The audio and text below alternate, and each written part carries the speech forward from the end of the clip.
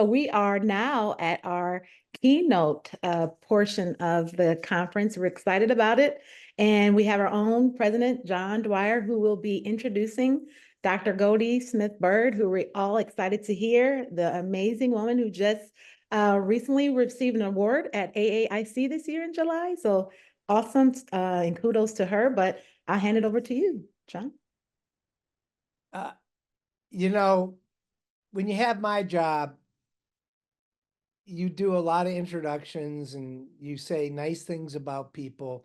And normally I mean it, but about Dr. Goldie Smith Byrd, I'm going to mean every single syllable, because she is one of the great researchers, one of the long-standing lighthouses, really surveying the field broadly. She doesn't get overly focused. She looks at the communities and the racial, ethnic, gender issues without any preconceived notion of what is good look like.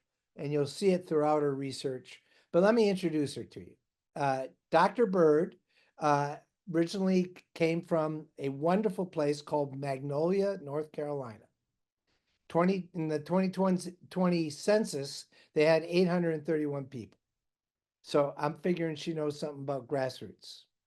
I do want to add, however, that Magnolia, North Carolina does have one street light at the corner of Monk and Main Street. And that's what research should be, going from the broad assumption down to basic important facts. She and I also have a very important common background. She got her PhD in microbiology at Meharry in Nashville, Tennessee.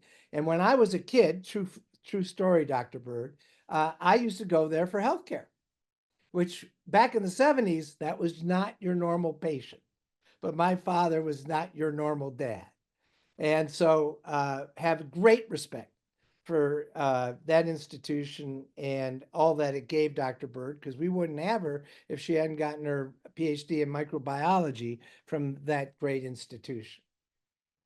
I'll finish by saying she's going to give us a keynote that's at a very important time, because as we make increasingly strides, especially with the FDA guidance about diversity action plans, there is going to be more emphasis on diversity in clinical trials. But GAP, and I think Dr. Byrd shares this, is all about looking where the puck is going to be, not where the puck has been. And so our overwhelming focus as we go into, and this conference has shown it again, that we have to ask the question, who's really got the disease? And are we recruiting people that have the disease, both in terms of what our country looks like with the disease, and for studies, who's going to be a pure, clearer case of the phenotype we want to test drugs on, and are they going to progress as we would hope? So it's for that reason I've asked Dr. Byrd to say a word or two about our passions, where we're going, which is looking at the genetics, which is one of our great strength areas, increasingly proteomics. But if there's a single characteristic that GAP is going to be focusing on in 25 is, how do we go to communities and find communities that really have the profile of the disease?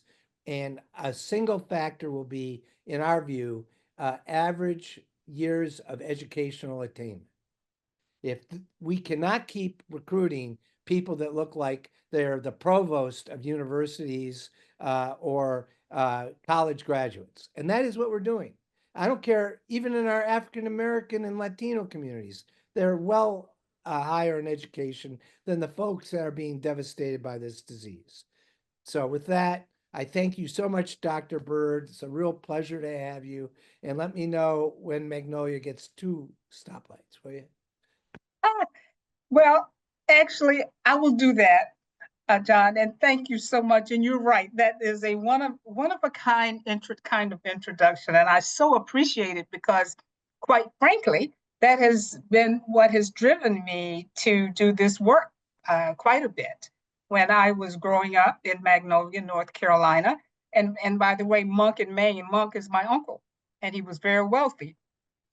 He was an undertaker, so he always had business, right? But we had a lot of Alzheimer's in our community. And when I received my PhD in microbial genetics, I thought that was the way I was going until I went on sabbatical at Duke about 25 years ago and decided that I wanted to do something really, really meaningful in a population. And I wanted to do human genetics because the Human Genome Project was just getting ready to be released. And I wanted my students to be able to recognize the importance, the significance of the Human Genome Project in science and medicine. So that prompted me to go on sabbatical at Center for Human Genetics at Duke, change my research focus. And now, guess what? Microorganisms and microbes are making a big hit in Alzheimer's. So go figure. But we had a lot of people in that small town who had Alzheimer's disease, and people would just put them away, put them upstairs, take them out of society because we didn't know what to do with it. Sure. And people were getting lost and dying, and we just didn't know. So that was one of the diseases that I had a real curiosity about, and particularly because it had so many, it was Blacks and burdened by it. And yet, when I went to do my research, wanted to do a GWAS study, but I was told you would never be able to do it because you won't be able to get enough Blacks in the study. So to your introduction, all of these things make us who we are. And so thank you for pointing out all of that. I'm going to go ahead and and I'm just excited to be here. When John calls or someone from his shop calls, you have to say yes, absolutely. And so I want to thank Tamika and Taylor and all of those who've made getting ready to be here so easy. I told them that I was aging and they needed to retire and just make my life easy, and they have done absolutely that, John. So let me go ahead and share these slides, and so hopefully we'll have some time for some questions.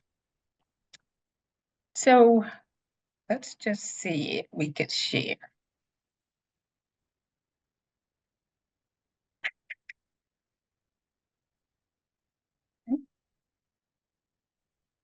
All right, now we practiced and we did all of that. And let's see here.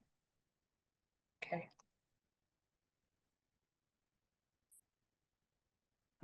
Hold on. Let me go back out. We just had this up, so I know it's gonna work.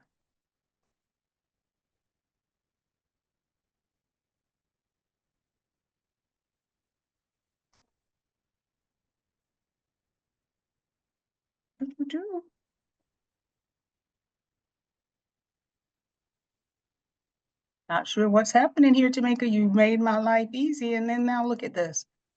All right. So I'm gonna go ahead and get started, and I'll figure out how to pull these slides back up. They were great. They're great slides too, so not so sure what's happening here. So Taylor, I don't know where, oh, there you are. But should Dr. Byrd send the slides to you and you put them up while she talks? That I was about to suggest. That'd be great, Dr. Byrd, if you want me to do that for you. Well, you know what? I don't think it's going to, oh my gosh, what happened here? Let me just try this. But I am gonna start talking, and I just don't even see them. We just went through them. It's the most amazing thing. John, I'm just gonna, let's see.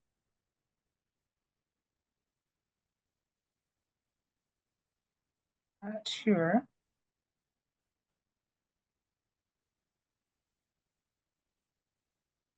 Well, I apologize for this, guys, but we are definitely going to.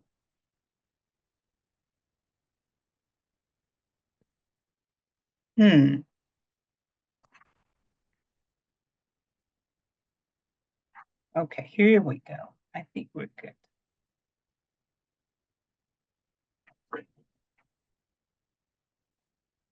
Here we go, Taylor. I think Taylor, they would have been too big. Okay. There we go. Voila. Can you see that? Yes. Absolutely. All right. Okay, we're rocking and rolling now. So let me unplug this second screen. All right.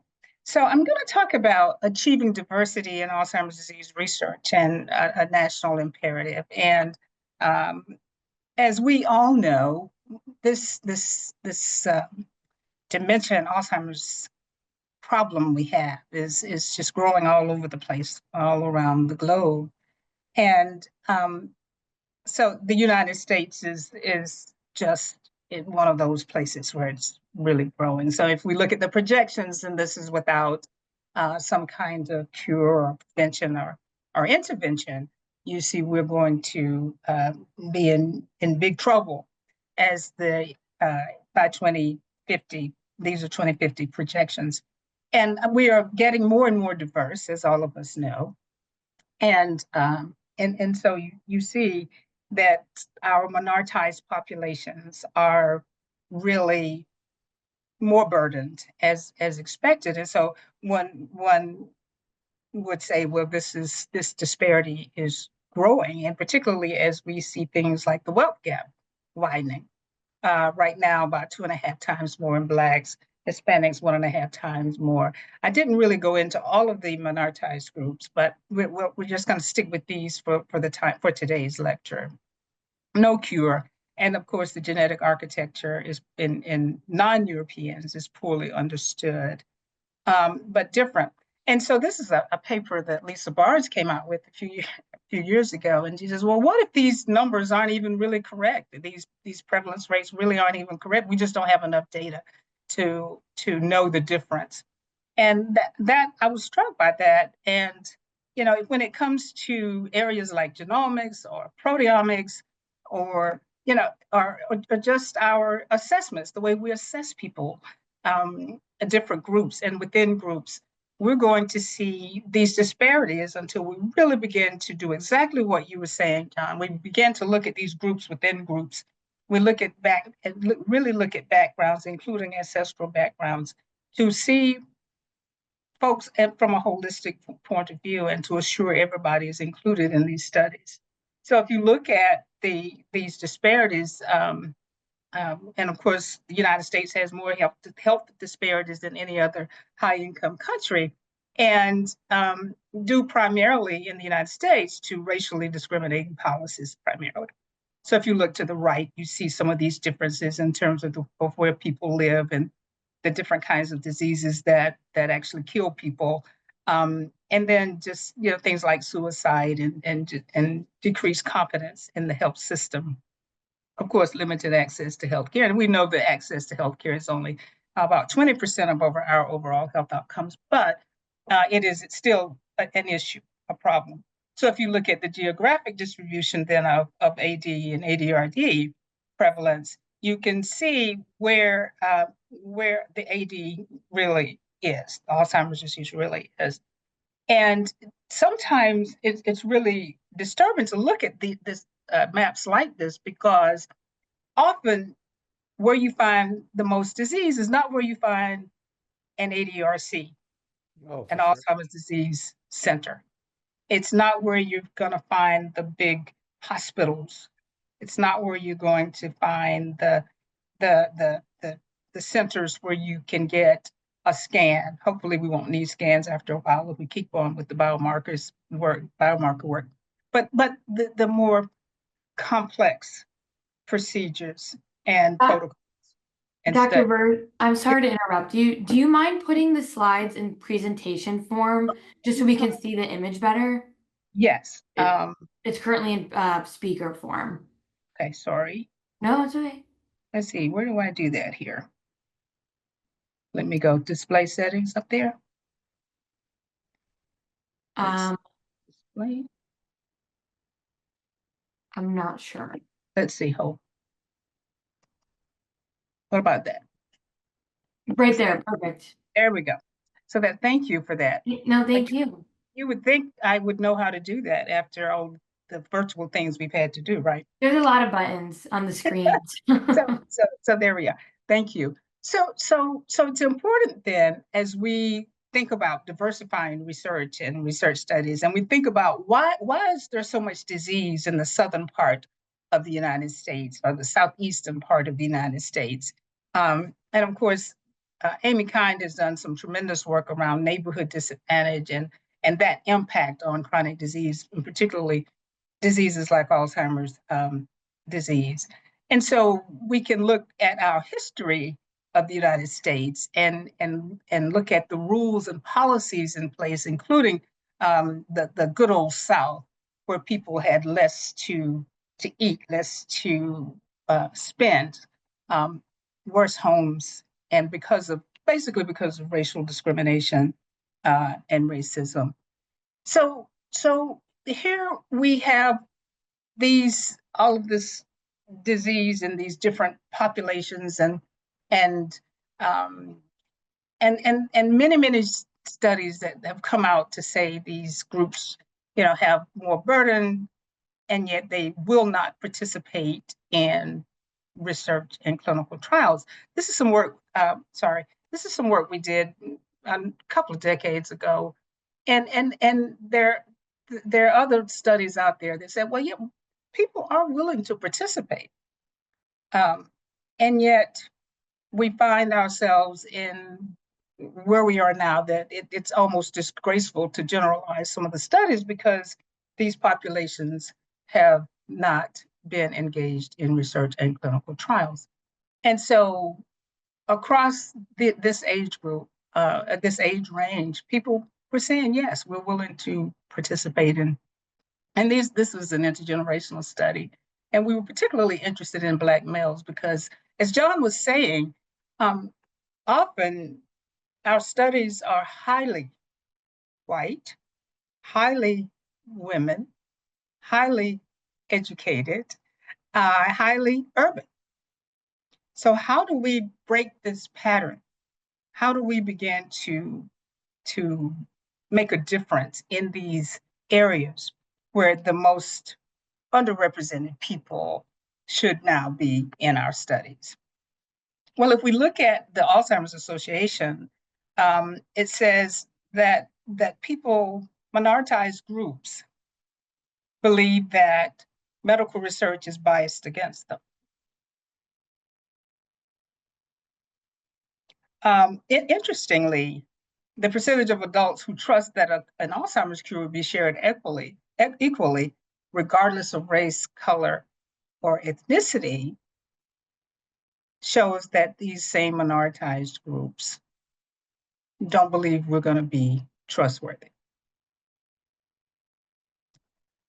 And so some of that is based on our historical context. Much of it is based on our present context. As a matter of fact, we've done some work to show that the Tuskegee experiment, while people want to know about it and expect to know about it when we go out to talk to them, that it really doesn't keep them from participating. I think I'm beginning to think that more and more people feel like what we're doing currently is just as horrible as what has happened in the past. So we must diversify research, because the disease itself is different in different populations. And as you can see in this Plichten article, it looks a little different in different populations. And so therefore we need new studies and new mechanisms and new pathways in all kinds of populations.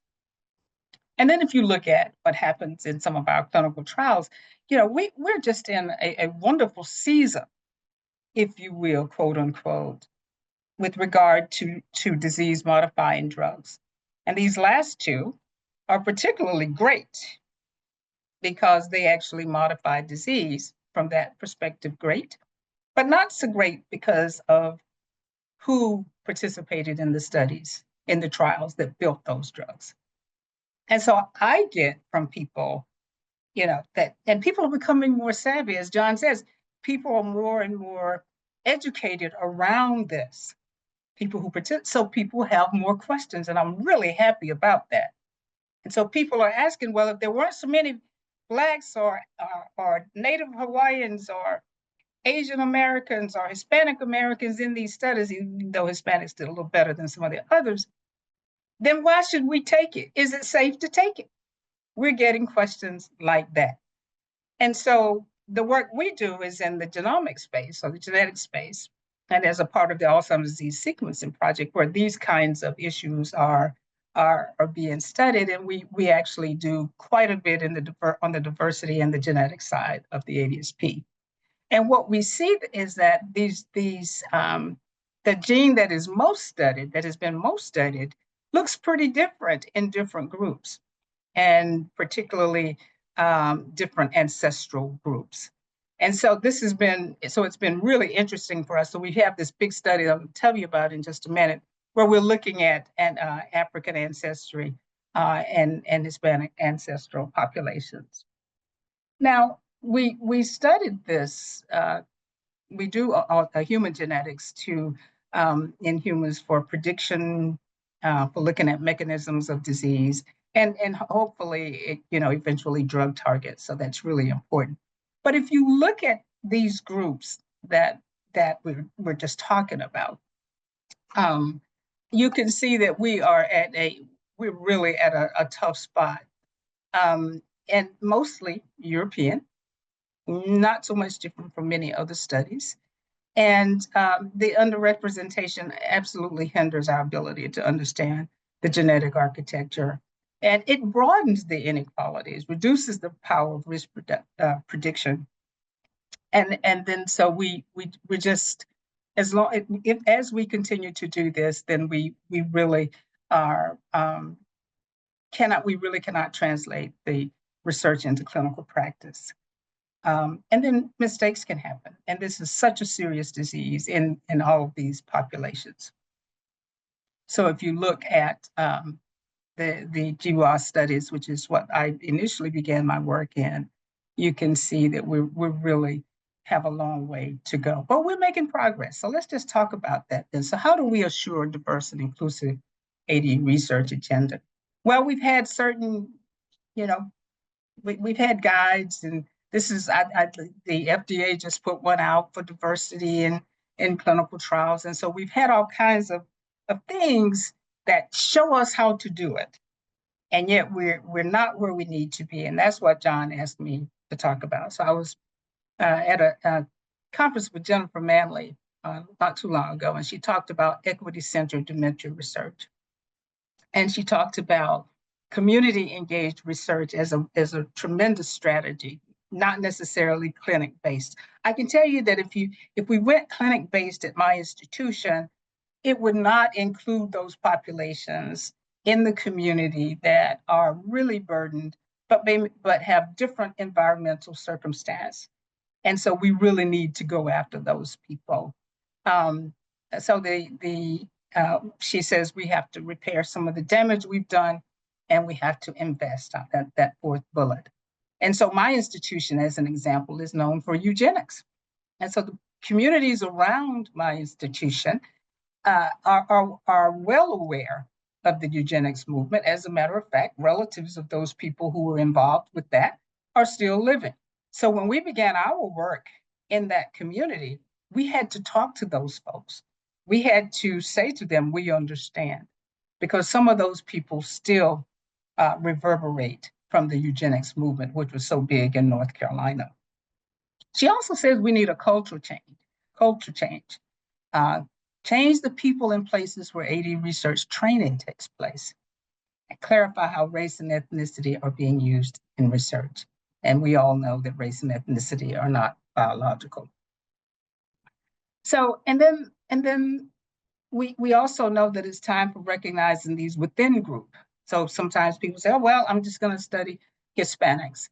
And, Hispanics come from over 30 countries. And so what does that mean? Differences in race, ethnicity, racism, experiences, colorism, sexual orientation. So you name it, we have a lot of work to do in thinking about the kinds of people we engage in our research.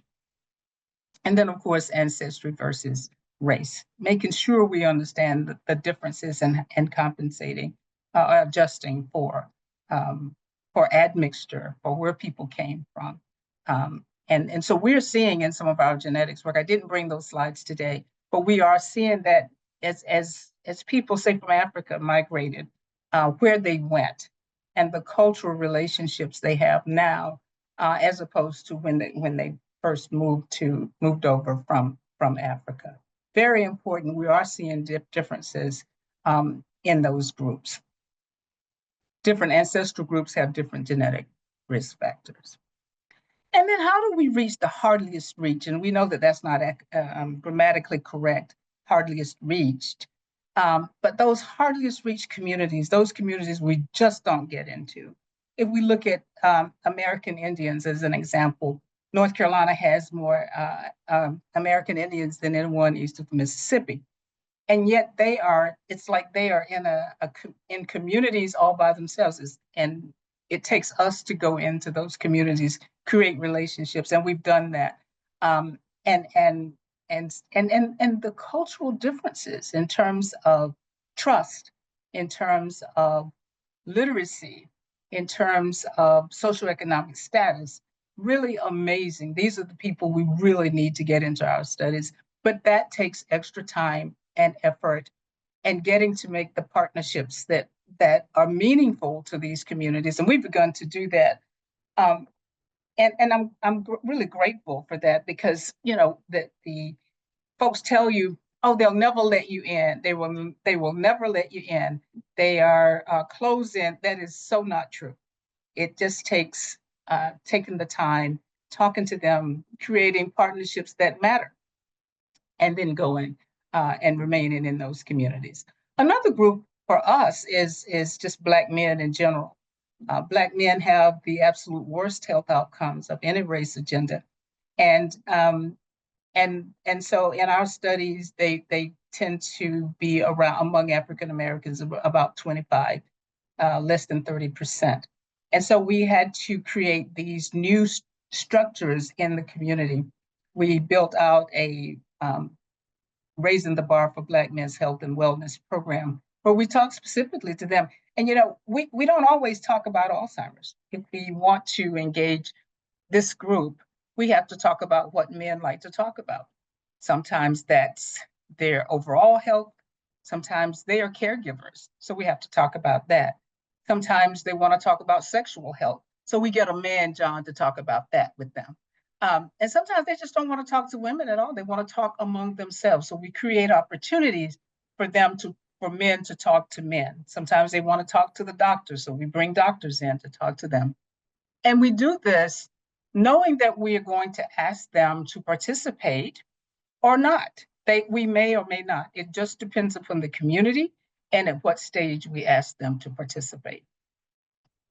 Another group is just those who are caring for people who have Alzheimer's or related dementias. So we created a caregiver college that we put into Tier 1 counties in North Carolina.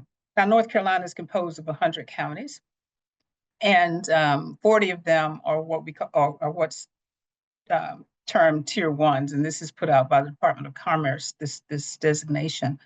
The Tier 1s are the most underserved, the most distressed counties. So we actually go into those counties. We take these programs into those counties, and we also do Tier 2s and Tier 3s. But we intentionally go after putting resources, connecting communities to resources, sharing with communities where the resources they have are, and where statewide or federal resources are. We share that with them. And we put programming into those communities, and we remain connected to them as we are. And so the idea is to remain connected in these, and these are mostly, North Carolina is mostly rural anyway, into rural counties. So traditionally reported barriers, there are many, and this does not include all of them. But the one I'm most concerned about is the one at the bottom right, not being asked. And sometimes we have to take our time to ask. We have to do it in phases and stages. But the one thing we don't want people to leave we don't want to leave communities with is not being asked. And we talk about why it's important to come to the table. We talk about very openly about the not the altruistic reason, but really why not being at the table prevents us from putting our voice and our information in place so that whatever is created, whether it's a drug or an intervention or whatever, all groups and all populations deserve to be at the table. Another way to get folks interested in research, and particularly, and I'm talking mostly now about the African American community, we were involved in this READY study. It's a genetic study, and we wanted to recruit families to participate. And so for our protocol required us to have 2 family members with AD or memory loss, and then at least one without. So we use this snowball technique to create opportunities for families to come together. Now, in order to do this, we advertised, we brought families together. This was a fun one, because what happened was we get a person who was interested, then they start telling us about their family members with the disease, and they would come from state to state to join the study. So they would gather in one location. Now, the idea behind this, though, is that we did something with them.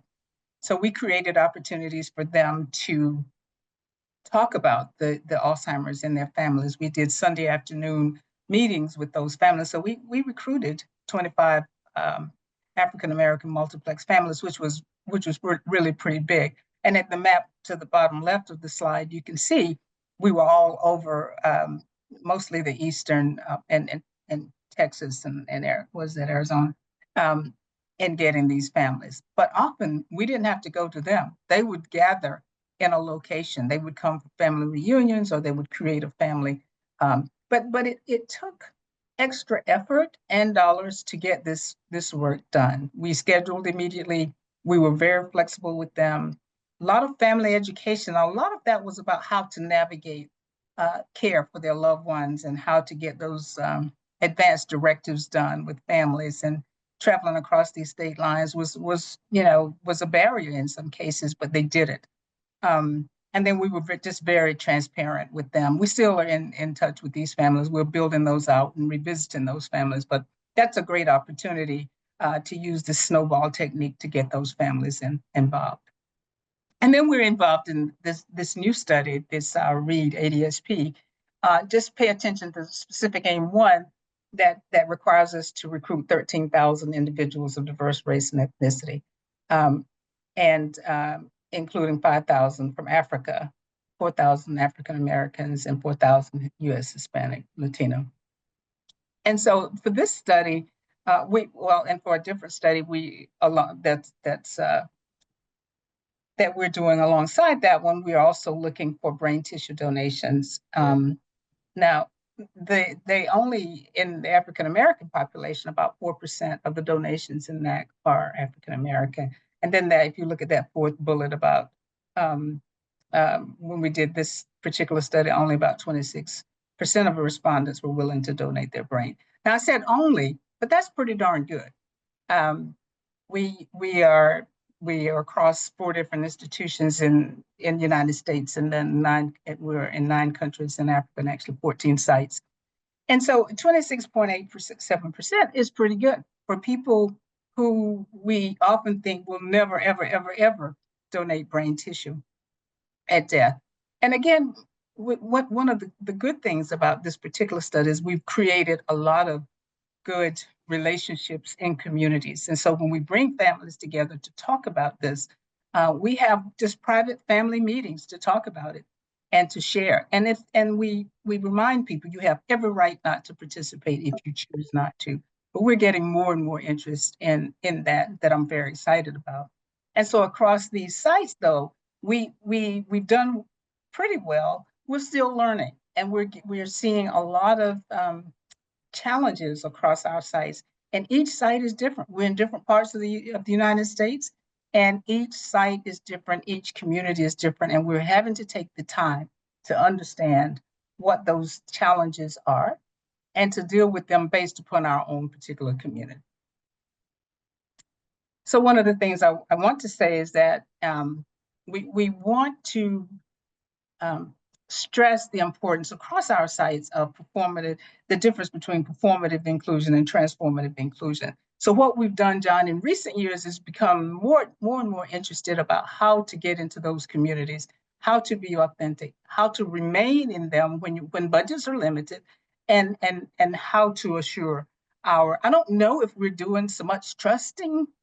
As a matter of fact, I tend to not use it as much, but trustworthiness is where we believe we can make a difference. In other words, what are we doing as researchers and study personnel to assure that we are trustworthy in our communities? And as we engage these stakeholders, it's important that we begin to engage them before we get the grant. I mean, really before. So we have access to community advisory committees and, in that pre-implementation stage, implementation, and then, making sure at the end of the day, when we get what we need, we're going back to those communities and we're sharing with them. And we're sharing, well, not even at the end, that we're sharing all along the way how we're doing the work. One piece of advice is to think about that next generation. These students were actually students at the Center for Outreach and Alzheimer's Age and Community Health at North Carolina A&T State University, and we had Aggies Against Alzheimer's, and these were students. They created a student organization, had their mentors and everything. They were really excited. They would go with us on outreach trips. Some of these students are in aging careers now. They're aging ambassadors and they're clinical coordinators. We're really excited about this. I would encourage everybody on this call to think about that next generation. Who's going to take over these research projects, these clinical trials? Very important. And then we need those people who are in our clinical protocol, who are executing our clinical protocols, we really need to elevate. When I think about all of the work that our clinical coordinators and program managers do, it is amazing. I kind of promised myself that every time I would give a talk, I would remind investigators, take care of your clinical coordinators. We went through some periods of just losing people because the work was hard, very, very difficult, and the stress levels were high. So just wanted to say to all of us who are hiring people to execute these projects, these trials, let's take care, support and elevate the work of our clinical coordinators. Then some more advice. Let's understand these cultures and understand how to talk to people in our communities. If we want to talk to people in rural North Carolina, we need to understand how to engage and how to talk to them, what kinds of language to use. Some language is offensive. And this is something that we do training with our clinical coordinators with. Let's make sure we understand the cultures, ask questions. A lot of focus groups will require this, is required to do this work, understanding communities before we dig in, if we're going to stay in that community for a while. And then another piece of advice is we need to do a better job of assessing meaningful community engagement. What do we need to know if we're engaging in these communities? So we're beginning to dabble into that some. It will require a concerted effort to learn how to engage. The CTSIs are doing a lot of this work, community engaged work, and looking at impact. And it's something for us as researchers in AD, something we're going to have to do as well if we're going to get those very communities John was referring to. So building trust and trustworthiness, again, we stress trustworthiness, looking at ourselves, looking at what we do. Are we honest? Are we communicating? Are we building confidence and are we confidential? Are we accessible in trust in building trust? Are we approachable, attentive? And when we're talking about us as researchers, we're also talking about our clinical coordinators and our program managers. And when we build these partnerships, we've got to consider these dimensions that Consuelo Wilkins is talking about in this particular study. So one of the ways we enhance trustworthiness with communities is we built out a triad pastors network. When I moved to Wake Forest, I didn't know the community, and I really wanted to get to know the community. So we began talking to one group, which was a group of faith leaders. Now, this is a group that's been abused and used by researchers, and so we knew we were on shaky ground. But we decided to bring groups of them together to just talk about their priorities, talk about their health and wealth priorities, and to talk about how we could partner with them in an authentic and trustworthy way. So we built out what we call a Triad Pastors Network. And so we built that on trusted partnership. We promised we would be trustworthy. We did this back in 2019. And we decided that one of the best ways to do this work was to build out health ministries, and if they already had one, to expand them in their churches, so that whenever our projects are over, or our interests are over, or our leadership is over, they would have something that remained in their churches. And so it wasn't what they call helicopter researchers. We swoop in, we do some things, and then we swoop out. So we said that we would provide access to our center's assets, that we would also understand what their assets were, so we did asset mapping with them. We would communicate through a network portal. We would provide professional development for the congregational health ambassadors, who were people we would train to build out these health ministries and leaders. And then we would just expand the diverse opportunities to improve health. So health was big because many of these churches were in communities that had the poorest health outcomes, the lowest educational attainment, and lowest hopefulness. They were just more hopeless than most communities. And so these communities mostly were in 3 zip codes, where most of the Black people were in Winston-Salem. And many cities have an East Winston, so you understand. Yes. And so we wanted to make sure that we would publish whatever we did with them, and we would publish it not only in the scientific journals, but also in journals and in publications where they could read. So with this network, we just created this organization. We created a council, which was the leading group. We did the charter, vision, mission, and values, MOUs. And then we also did terms of engagement. As we're dealing with communities, and more savvy communities, it's important. I've never been a pastor. Probably the good Lord probably won't ever call me to be one, I don't think. So in terms of learning who they were, we had, and making sure that we were not stepping on landmines, we put together terms of engagement. They created their own scripture, which is below, and their logo, which you see at the top right. And we agreed to hire local pastors as a part of our team. So we agreed to access institutional support, to host the meetings. We would raise funds to support activities, and then we would teach them how to raise funds for these activities. And so this is something they've requested, and we're actually getting ready to get off the ground. So when you talk about sustainability, if they can go after a few $1,000s to support something they're doing, all the better. That they were assured that we would be conducting research, evaluations. We would share research opportunities, not only in AD, but in other disease entities that increase risk for AD. We would share power, we would remain connected, and we would create this sustained partnership. And then COVID happened about a year or two after that, and so congregations were not coming to church anymore. So we pivoted everything. And we started doing COVID education. We set up vaccinations. We did food drives. We even did a National Day of Prayer. We pivoted everything to keep them.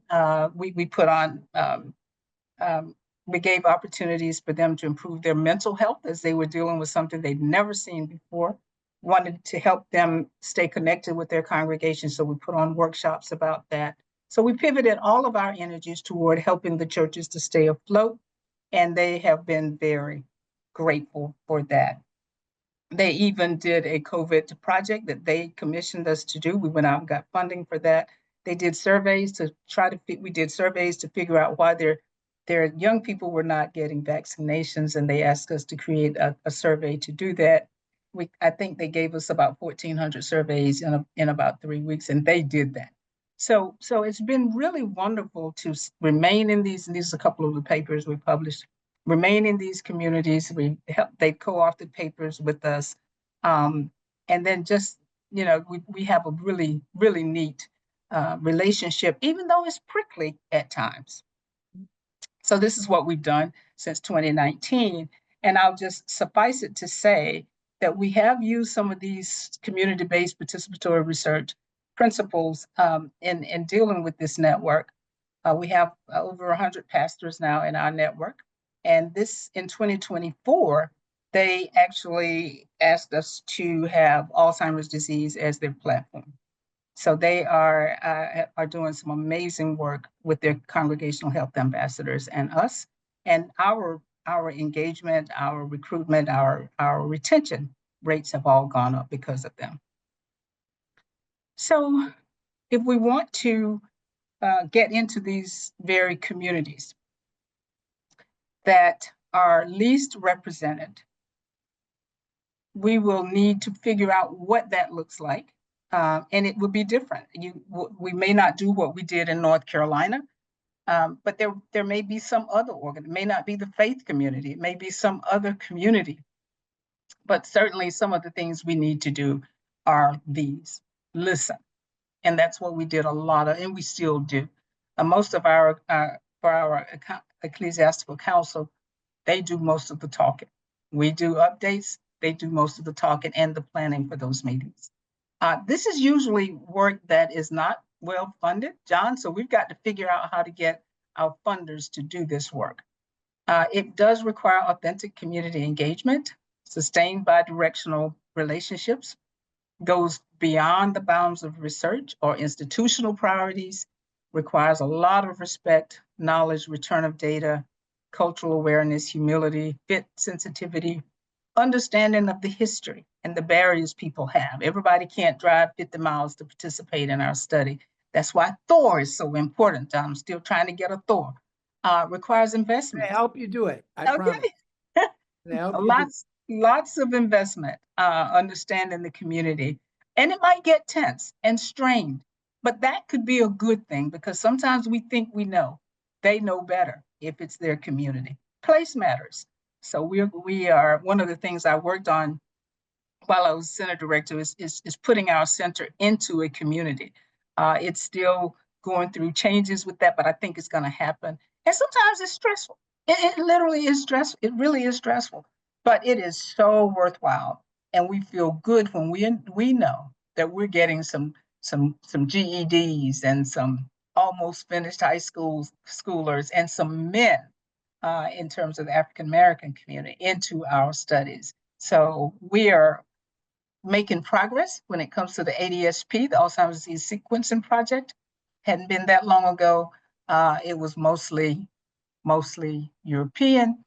And then as of February 2024, you can see in the orange, we are making a difference because of the Dawn project that I discussed with you.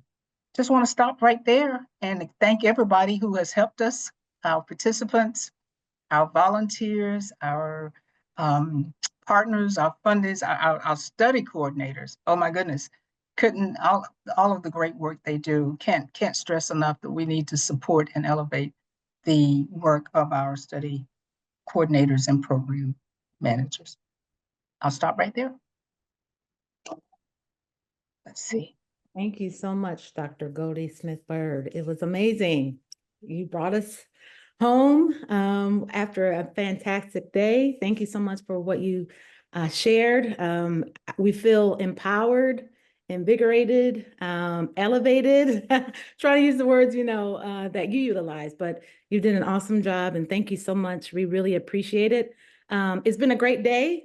Yay, our first conference. We're excited about that. It was just a baby idea with John, and John, I was like, John, can we do it 2025? No, John said, let's do it this year. So we made it happen, but I want to thank you all for joining. And I really want to thank the Marcoms team, Taylor, Julie, Amanda, Sarah E. You all have been so instrumental in making this happen. So we really appreciate your help. And I want to thank our team, our IRI team. Thank you all for being moderators today. You've done an excellent job. And thank you, John, for stepping in to serve on the panel, and then also doing the great introductions. Thank you, Dr. Byrd, for all the amazing work you do.